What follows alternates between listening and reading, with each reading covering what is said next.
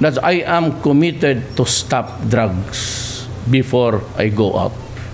Which means to say, Father, Monsignor, Bishop, which means to say, marami pang patayan to. Hangtod sa kasamtangan, wala pa'y kasulbaran ng mga nahitabong kamatay atol sa anti-drug war campaign sa kanhing Duterte administration sa padayong pagtuki kalabot niini. Nagpahigay og mass survey ang Octa Research bulan sa Disyembre niaging tuig 2023.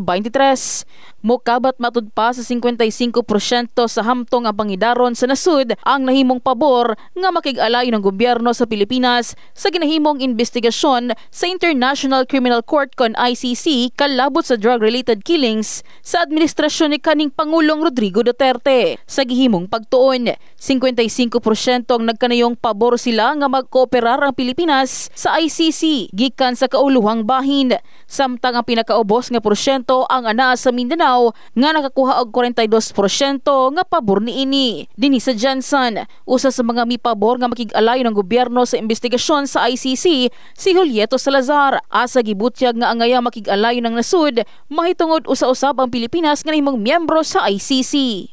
Para sa ako, supposed to be, mag-coordinate yun ng government sa investigation sa ICC with regards to drug problem or drug cases there sa Pilipinas.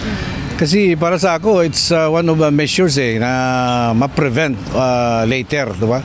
And then, para ma-check rin, parang check and balance din ba ang ating government kung tama ba ang ginagawa niya. Ang concerns ng mga tao, hindi na lang local diba? International na tayo, involved internationally. At saka, what I understand, parang member tayo dyan sa ICC, di ba?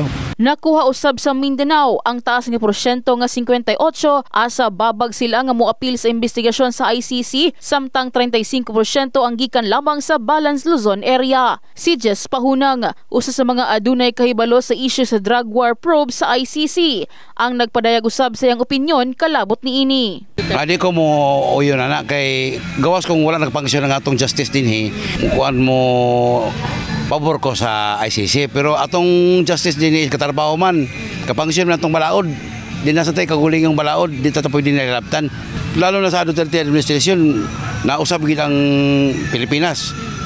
Mo nang dili ko pabor sa ICC kay natay kaguling nga balaod.